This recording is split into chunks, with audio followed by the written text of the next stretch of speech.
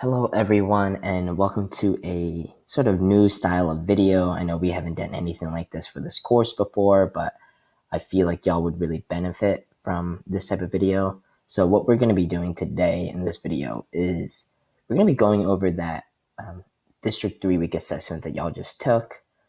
I feel like this would sort of help y'all with problem solving and sort of proving your answers while you're taking a test. So I feel like this is really going to benefit y'all. So hopefully this helps y'all out. If it does, please let me know. If it didn't really, then also let me know again, just so I can, fix some stuff as we go, right? Because this is a completely different year than any other school year you've done. So I'm also constantly learning from it as well.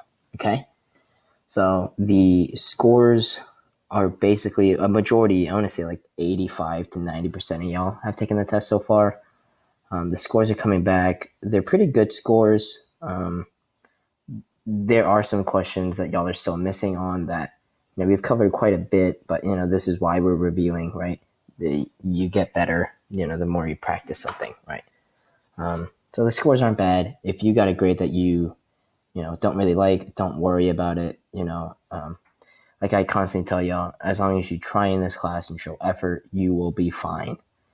Right? And also, there's going to be 2 more tests like these. So if you didn't like your grade on your first one, you still have 2 more attempts to go kill it on those and bring your grade back up. Okay. But the first question we're going to go over is from this phrase. As you can see in this test, I put the text that you are reading in the question, right? And I even highlighted, the text or the part of the text that you need for the question. So it's another factor adding to European tensions was the rise in nationalism, a kind of patriotism gone wrong. The question is basically asking, what is the meaning of nationalism in the context of that passage, right? This question, a lot of y'all got confused on. A lot of y'all put the belief that one's own country is more dangerous than others. I feel like y'all got to this because of this sentence. Nations infected with this dangerous feeling often felt superior to other countries and jealous of their territories. The words dangerous feeling isn't describing nationalism. It's describing the feeling of what happens whenever countries have the feeling of nationalism. Right? It's not saying nationalism is dangerous. It's saying that countries with the feeling of nationalism could get dangerous. Right? So we talked about nationalism a lot during the class. It's basically a kind of patriotism, but it's patriotism on steroids, right? It's basically the belief that one's own country is more important than others. So is this answer choice right here, and the evidence in the text that helps me support why it is the belief that one's own country is more important than others is right here. This word often felt superior to other countries and jealous of their territory. So this word dangerous is describing the feeling in nationalism, but this phrase felt superior to other countries and jealous of their territories is basically describing what nationalism is. Hopefully that makes sense. But let's move on to the next one. Next one is, which 2 words in the passage provide the best context clues to the meaning of nationalism? Sort of similar to the previous question, but I realized, especially since y'all took the District 9 week assessment from the last module, this is the type of question that y'all struggle with the most. It's figuring out what a word means based on the other words in the sentence, right? So if a word you may not know the definition of, having to figure out what that word actually means by just looking at the rest of the sentence, right? Those are the type of questions that I realized that y'all struggle with the most. And a lot of y'all did struggle with this question as well. A lot of y'all picked dangerous and infected, right? So that's not the right answer because, again, the words dangerous and infected, right, are not describing nationalism. It is describing the feeling of nationalism, right? So the correct answer is patriotism and superior. Why the evidence that supports why it is patriotism and superior is the rise of nationalism. It says a kind of patriotism, right? So it's saying nationalism is very similar to patriotism, right? So you can automatically assume patriotism and nationalism are very similar, right? And then another word is superior, right? The countries with the feeling of nationalism felt like they were superior to other countries, right? So patriotism and superior, those are the two words that really help us see or help us show what the meaning of nationalism is. So hopefully that makes sense. A lot of y'all also did pick tensions and rise. That basically just described what happens after the sense of nationalism, right? You know, European countries started feeling tensions, right? And because of the rise of nationalism, okay? But patriotism and superior are the two words that help us see what nationalism really means, okay? Hopefully that makes sense. Question number 3 is, according to the passage, what is the relationship between nationalism and patriotism? A lot of y'all did pretty well on this question, okay? So the correct answer for this question is nationalism is an extreme form of patriotism. And the evidence that helps us see why we got that answer is, again, I highlighted the phrase that we're looking at. So it says nationalism is a kind of patriotism gone wild, right? We talked about nationalism and patriotism in class before. We said patriotism is a feeling that one gets for their country, right? If they're a citizen of that country, they think they love their country, right? And remember, we said nationalism is a form of patriotism on steroids, right? You love your country, but you feel like your country is better than other countries, right? And that's the sentence right here sort of proves that question as well. Is saying nationalism is a kind of patriotism gone wild, right? So more extreme. A couple of y'all put nationalism emphasizes isolation, while patriotism emphasizes unity. We know that's not true because this right here says nationalism is very similar to patriotism, so they're very similar ideals. They're not, emphasizing different things. They emphasize basically the same thing. A couple of y'all also put nationalism and patriotism are opposing ideas. Again, the sentence right here proves that wrong by saying, nationalism is a kind of patriotism. They're very similar, right? It's just nationalism is on another level. It is an extreme form. So hopefully that makes sense. So we're going to move on to question 4. A lot of y'all really struggled with this question right here. It is, why was Germany's growing strength troubling to France and Britain? That answer can be found in this first paragraph. It says, as the 20th century opened, the British Empire stood as the mightiest on earth. Yet Britain was a nervous giant. The rising military and industrial might of Germany caused the British to keep a wary eye on their neighbor across the sea. Both countries nursed festering grudges over past clashes and disagreements. Nearby France had its own turbulent history of warring with the Germans. There wasn't just one answer choice that y'all were putting. Y'all were just all over the place on this one. So what this question is asking you to do is basically just provide a summary of what's happening in that first paragraph, right? A lot of y'all put they were concerned that Germany would dominate the trade in the North Sea. I think y'all got that answer because y'all saw the words North Sea and automatically picked that. But they're not talking about Germany dominating the trade, right? In the context of the North Sea right here, they're just talking about where Germany is located. It's next to British, but across the North Sea, right? Next to Britain. A lot of y'all also said they were uneasy that Germany's military and industry was on the verge of collapse. It's also not true because remember it says right here, the rising military and industrial might of Germany. So Germany was doing very great in the military and in their industry, right? They were growing at a very quick rate. That's why Britain was sort of worried about them. Lastly, a lot of y'all also put they were nervous that Germany would join the Austrian-Hungarian Empire. No, like it doesn't even mention it in that paragraph, right? Or it doesn't even really mention it right here. They does mention Austria-Hungary, but they're basically just talking about what was happening in Austria-Hungary instead of, Germany joining them, right? So the answer is they were worried that past conflicts with Germany might start again, and the proof in here, the evidence, is this sentence. Both countries nursed festering grudges over past clashes and disagreements. So they were basically saying Great Britain was worried about, maybe those past grudges coming back up again. Okay. Hopefully y'all see how we got that answer, and we can move on to question 5. Question 5, which evidence best supports the answer to question 4? So for this one, we are looking for the best quote, the best evidence to help support our answer to question 4. So if you didn't get the answer to question 4, it gets a little bit harder to get the answer to question 5, right? So the answer to question 5 is grudges over past clashes, right? We were talking about how Great Britain was worried that the past clashes with Germany might come up again. So it's grudges over past clashes, right? This one's a pretty easy one to explain, right? It's just basically being able to effectively summarize the paragraph and just finding the right evidence to support your answer, okay? So we're moving on to a different text for the second half of the test, right? Or a different,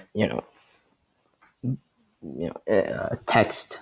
Okay, and this one's from the book that we're reading. We have gone through this text in class as well. So if you're not keeping up with the pre-recorded lesson videos or showing up to the lives, I highly recommend that you do. Okay, so this is basically asking you to read this part of the text. Remember, I highlighted the important part that you're going to be looking at, and it's basically asking, what is the meaning of the word adapted?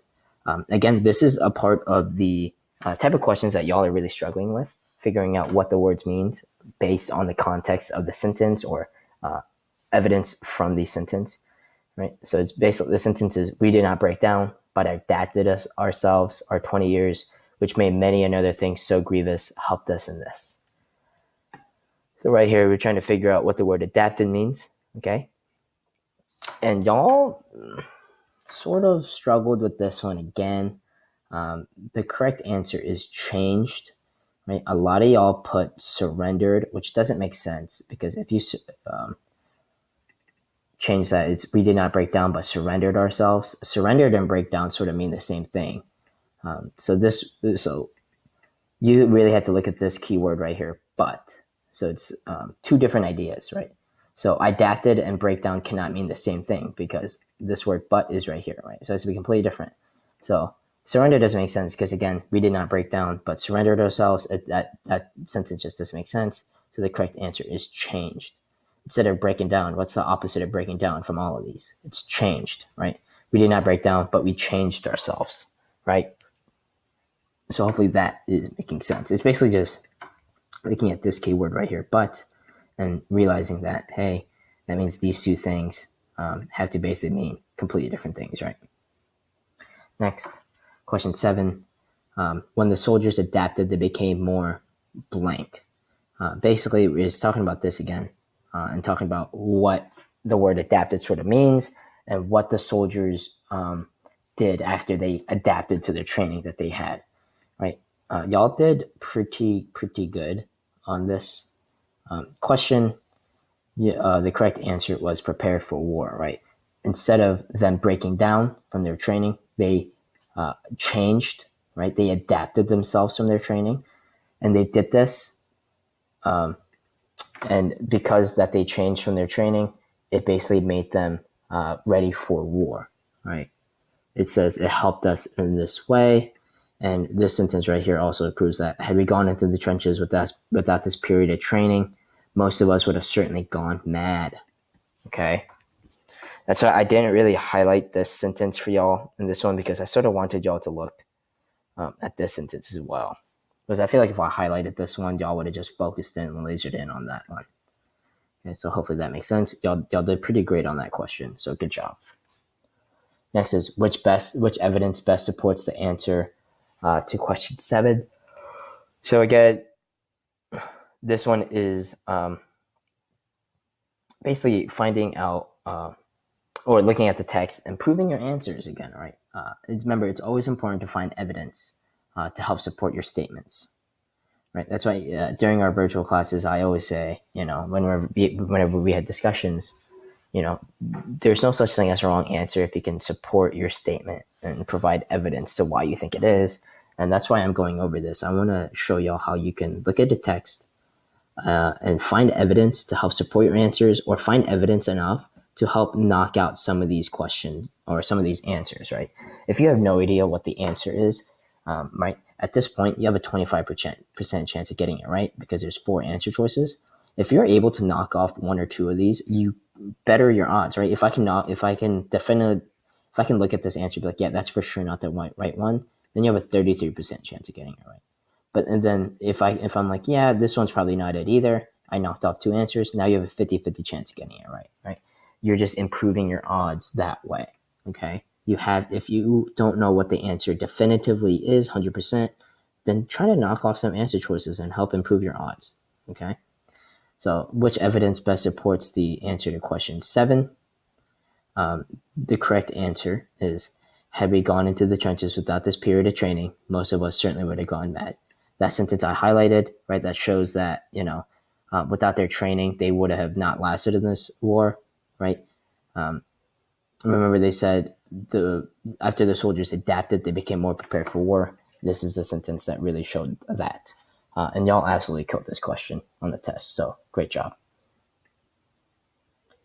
Next question is focusing on this part of the passage, and it's, what does Paul's statement about esprit de corps reveal about his character? Esprit de corps, y'all may not know what that means, but you do know what this word means, hopefully by now. Comradeship, that's what we've been focusing on a lot during class. That's one of the words I want drilled into your head while we're reading this book. So it's basically, if you knew the word comradeship, you basically knew what esprit de corps means, okay? And it's basically saying, what does Paul's statement about esprit de corps reveal about his character? The correct answer is, he understands the value of feeling a close connection to his soldiers. That's basically what comradeship means, right? The whole phrase says, but by far the most important result was that it awakened in us a strong practical sense of esprit de corps, which in the field developed into the finest thing that rose out of the war, comradeship, right? He understands the value of feeling a close connection to other soldiers. Some of y'all put, he believes his friend display exceptional bravery and courage, or bravery and energy. And some of y'all put, he prefers the company of fellow soldiers to his commanding officers. These two are correct answer choices, but you don't see that at all in this paragraph, right? These two are correct if you've been reading the book. You understand that Paul does feel these two things, but in this sentence alone, it's basically he understands the value of feeling a close connection to other soldiers, okay?